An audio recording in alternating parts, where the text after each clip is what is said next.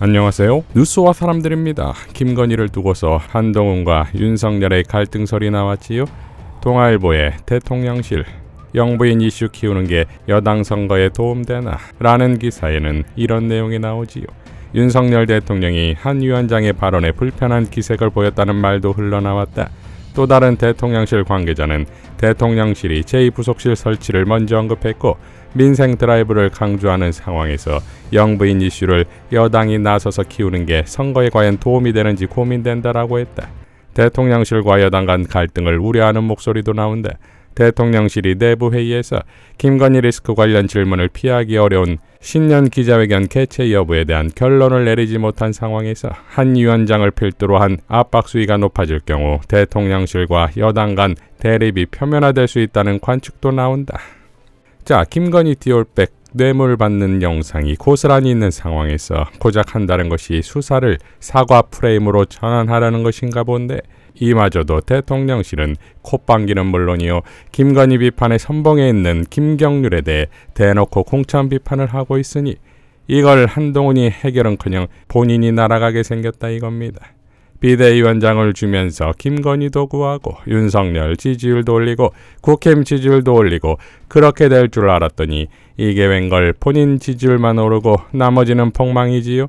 마치 대선 후보 마냥 전국을 다니며 환호에 도취돼 온갖 셀카를 찍어대니 임기 3년이나 남은 윤석열의 눈엔 요놈바라가 아니겠습니까?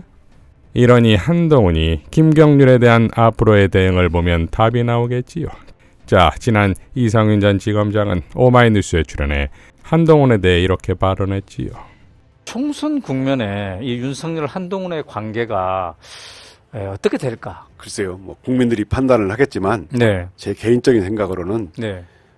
윤석열의 심기를 거스르기는 어려울 거다. 저는 이렇게 판단합니다. 그래요? 한계가 명확하다. 예, 그렇습니다. 왜 그렇습니까? 왜냐면 나름대로 말이죠. 저 정치권에 이제 들어오지 않았습니까? 한동훈 씨가? 그러면 지지자들의 막 지지도 받을 수 있고, 예. 내가 좀 한번 저기 해볼까 이런 생각이 될 수도 있잖아요. 근데 왜 그걸 못 할까요, 한동훈? 제 개인적인 판단으로는 네. 그게 한동훈 검사의 한계다. 아, 또 윤석열 전 검사의 네. 능력이고 이치다. 아, 이렇게 봅니다. 그 관계는 절대 변할 수가 없다. 절대란 표현은 그런데요. 네. 극복하기 어려울 것 같다. 아, 제 개인적인 생각입니다. 네. 지난 최강욱 의원도 한동훈에 대해 이렇게 얘기한 바 있습니다. 장담컨대 윤석열이라는 사람이 국민들로부터 버림받고 지지율이 박근혜 때처럼 급나간다. 제일 먼저 등 돌릴 사람은 한동훈이고. 자, 이 두 가지 평가 모두 맞겠지요. 평소엔 충성, 몰락엔 손절, 배신 이런 거 아닙니까? 그리고 이것에 딱 맞아떨어진 인물이자 누구보다 이런 쪽에 촉이 강한 자가 바로 윤석열이 아닙니까? 송혜원 원련이는 이렇게 밝혔지요. 윤석열 대통령에게는 컴플렉스가 있는 것 같아요. 문재인 대통령에 대한 컴플렉스와 대선에서 경쟁했던 이재명 민주당 대표에 대한 컴플렉스. 자기를 서울중앙지검에 이어 검찰총장에 발탁하였고 궁지에 몰렸을 때도 윤석열은 문재인 정부의 검찰총장이라고 감싸주기까지 하였는데 문재인의 검찰총장이란 것도 자존심이 상하고 자기를 발탁해준 주고내 등에 칼을 꽂는 배신을 했다는 사실도 부정하고 싶은 컴플렉스가 있는 것 같아요. 그래서 문재인 대통령을 나라를 망친 악마화하려고 하고 감사원을 시켜 문재인 정부가 했던 일을 뒤져 종북딱지를 붙이고 통계 조작에 낙인을 찍는 게 아닌가 합니다. 그래야 주고내 등에 칼을 꽂은 자기의 배신을 합리화할 수 있으니까요. 이재명 대표는 소년공 출신입니다. 학벌 좋고 전직 대통령을 감옥에 보낸 화려한 전력도 있는 검사 출신의 윤석열 대선 후보는 토론에서 번번이 소년공 출신 이재명 대표에게 밀렸습니다. 1대1 토론은 이런저런 핑계를 대며 회피했습니다. 그때 겉은 요란한데 속은 차지 않는 사람의 허위의식이 보이더군요. 이재명 후보에게 지고 있는 게 몹시 기분 나쁘고 자존심이 상한다는 표시가 나더군요. 경쟁은 끝났는데 대통령이 되었는데 자존심 상했다는 게 뒷글 장렬로 나타납니다. 윤석열 검찰은 이재명을 털고 또 털고 있습니다. 제 눈에는 윤석열 검찰의 이재명 수사는 정치보복으로 보입니다. 후사가 불안하여 0.73% 차이로 겨우 이긴 정적의 숨통을 끊겠다는 걸로 보입니다. 다수 국민의 눈에는 그렇게 보입니다. 윤석열 대통령의 컴플렉스에서 벗어나기를 바랍니다. 윤석열의 컴플렉스는 문재인과 이재명이 아니라 국민을 힘들게 하고 있습니다. 경쟁도 민생도 외교도 안보도 위기가 깊어지고 있습니다. 컴플렉스로 판단이 흐려진 대통령의 눈에는 위기 탈출의 길이 아니라 국민의 눈을 가리는 편법의 꼼수만 보이는 게 아닌가, 그런 걱정이 커집니다. 저의 뇌피셜입니다. 부디 기우이기를 라고 일갈했습니다. 자, 결국 빡친 대통령의 반응에 국힘이 수그러들었다는 기사가 나왔지요. 뉴시스의 여당 명품백 함정 취재 대통령실 입장에 사과론 숨고르기 라는 기사에 따르면 대통령실의 입장이 나오자 사과가 적절하지 않다는 목소리가 나오고 있다. 이날 새벽 장해찬 전 국민의힘 최고위원은 김건희 여사에게 사과하라고 하는 국민의힘 일부 정치인들에게 동의할 수 없다면서 돌아가신 아버님을 언급하면서 찾아오는데 인간적으로 어떻게 안 만날 수가 있겠는가 라고 말했다. 이에 따라 당분간 수도권 출마자들의 발언 강도가 다소 약해질 것으로 예상된다. 이날 중랑을 출마를 선언한 이승환 전 국민의힘 당협위원장은 김건희 여사 명품백 논란 사과에 대해 국민들이 관심 있는 만큼 사과나 이런 부분보다 경위에 대한 입장 설명이 있어야 하지 않나 생각한다 라고 말했다.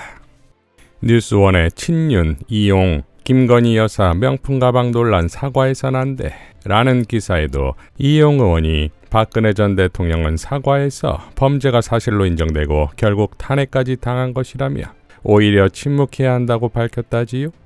자, 대단들 하지요. 김진애 의원은 이렇게 밝혔지요. 그럼 뇌물이 안 되나? 김건희 한 사람 수호하느라 윤석열 정권도 한동훈 국힘도 망가진다. 디올백이라 왜 말 못하나? 시중엔 김건희 하는데 정권에서만 쉬쉬. 황교익 작가도 이렇게 밝혔지요. 대통령 부인에게 명품백 선물을 하는 것 자체가 의도적이다. 대통령 부인이면 의도적으로 명품백을 들고 온 자를 그 자리에서 즉시 내쫓아야 하는 게 상식이거늘 넙죽 명품백을 받아놓고 그걸 촬영을 한 것이 의도적이라고 어깃장을 놓고 있다. 그러면 촬영 안 하고 대통령 부인에게 명품백을 주면 괜찮냐? 말 같은 소리를 해야지. 쓰레기 같은 것들 라고 일갈했습니다. 자, 국힘의 셀프 입틀막 대단하지요. 사지가 들려 내 팽개 쳐지기 전에 알아서들 본인 손으로 본인의 입을 막지요. 이러니 국힘의 총선이 폭망하지 않을 수 있겠습니까?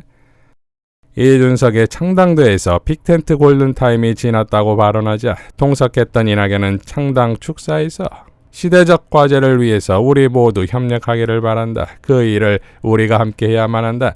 여러분과 나는 똑같은 경험을 했고 똑같은 문제의식을 가지고 있다. 앞으로 행동도 똑같이 하기를 다짐했으면 좋겠다. 라고 발언했지요.